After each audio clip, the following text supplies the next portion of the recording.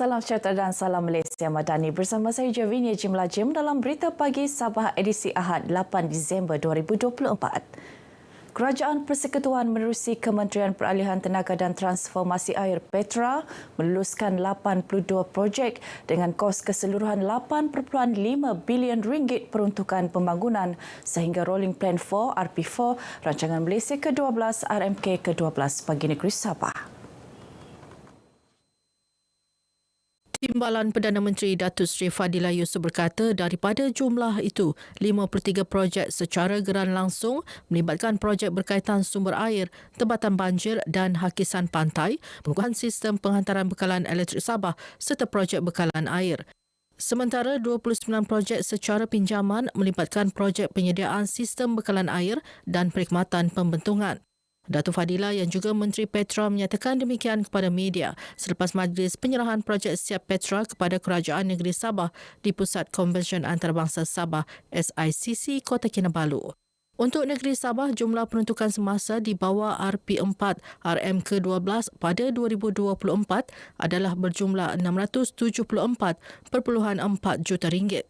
Selain itu, JPS Sabah kita telah diperuntukkan sebanyak 116.77 juta untuk pelaksanaan 27 projek dalam rolling plan yang kelima. Ini untuk tahun depan. Jadi semua keperluan peruntukan bagi tahun 2025 projek kini di peringkat sudah pun diluluskan di peringkat Dewan Rakyat dan sedang dalam peringkat pembahasan di Dewan Negara. Terdahulu, Datuk Seri Fadillah bersama Timbalan Ketua Menteri Datuk Seri Panglima Dr. Jeffrey Kitingan menyaksikan majlis penyerahan 6 projek siap melibatkan peruntukan Kerajaan Persekutuan bernilai 65.5 juta ringgit kepada kerajaan negeri. Projek tersebut melibatkan 3 projek tebatan banjir, 1 projek pemuliharaan muara, 1 projek mencegah hakisan pantai dan 1 projek menaik taraf rumah PAM. Susulan kebakaran 5 buah rumah di Kampung Tanjung Aru Baru Laut petang semalam, 7 ketua isi rumah KIR terlibat menerima bantuan awal merupakan wang tunai. Bantuan disampaikan Timbalan Ketua Menteri Datuk Insinyur Syahelmi Yahya.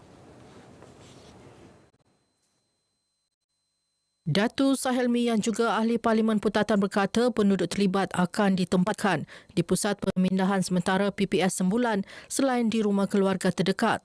Apa yang kita ingin pesan pada mereka yang terlibat adalah untuk memastikan bahawa mereka mendaftar dengan JPKA supaya bantuan-bantuan daripada pihak kerajaan akan dapat disalurkan kelak. Tindakan pantas pasukan bomba termasuk bomba komuniti berjaya menyelamatkan lebih 200 rumah lain daripada terbakar. Kesukaran seperti mana yang kita ketahui di Tanjung Aru ni dia punya struktur bangunan tu sendirilah. Yang diperbuat daripada kayu. Jadi kayu ni kalau dia terbakar, kemerokan tu mungkin cepatlah. Kalau yang terbakar tu lebih kurang 5, kalau sebab struktur dia, pembinaan dia mungkin agak rapat. Ada orang telefon rumah terbakar. Kurang lebih pukul 2 begitulah. Ada orang budak saya 1 orang gitu. Ada yang saya punya menantu sama 3 anak. Macam mana kamu kasih selamat? Api begitu besar. Pada mulanya saya nampak asap saja. Dalam masa 5 minit dia terus gelap. Api kan marakkan gitu. Dalam masa kejadian tu saya pun, mana yang kereta saya boleh alihkan, saya bagi tahu dengan orang kampung, alihkan kereta yang ada di sana. Koperasi Persatuan Usahawan Digital Industri Kecil Sederhana IKS Sabah Berhad Corperdix menjalin kerjasama strategik dengan Fakulti Keuangan Antarabangsa Labuan FKAL Universiti Malaysia Sabah UMS. Panel penasihat Perdix Datuk Jari Simon berkata kolaborasi bertujuan meningkatkan taraf hidup dan pendapatan komuniti khususnya golongan berpendapatan rendah melalui konsep keusahawanan digital. Ada peluang untuk mereka menyelesaikan isu-isu kesusahan ataupun isu-isu ekonomi. Kerana yang datang di sini ni orang yang banyak ilmu, maknanya ruang untuk orang menyelesaikan bab-bab kesusahan itu ada. Kita mengharap apa yang dimeterai di sini kita sampaikan kepada rakyat di luar sana dan dapat dijayakan sepenuhnya. Beliau ditemui media selepas majlis menandatangani surat niat LOI kerjasama antara Koperdix dan Fakulti Kewangan Antarabangsa Labuan FKAL Universiti Malaysia Sabah UMS. Koperdix diwakili pengerusinya Azli Oki, manakala FKAL diwakili dekannya Profesor Madya Dr. Geoffrey Harvey Tanah Kinjal dan disaksikan oleh panel penasihat Perdix Dato' Johari Simon. Kerjasama ini diharap dapat menggalak pelajar FKAL untuk mengikuti program sulam untuk menerapkan teori dan konsep yang dipelajari dalam bilik kuliah ke dalam realiti dunia sebenar. Program ini ya kita buat berpanjangan dan dia tidak hanya untuk subjek tersebut tapi berterusan untuk komuniti ini. Dan harapan saya adalah agar lebih banyak program-program seperti ini dilaksanakan dalam program-program yang berbeza.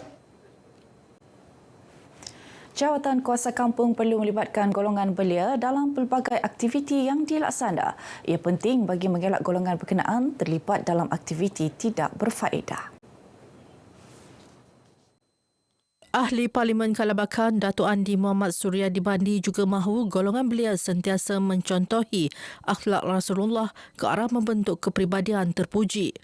Inisiatif daripada Sekolah Agama Negeri Sungai Pukul inilah. Dan ini merupakan satu kesempatan yang baiklah kerana kebelakangan ini kita lihat generasi muda agak tersasar dalam kita menegaskan ataupun menegakkan legasi Islam. Beliau berkata demikian selepas merasmikan program sebatik berselawat bertemakan menggapai cahaya dan cintanya Rasulullah di Pulau Sebatik.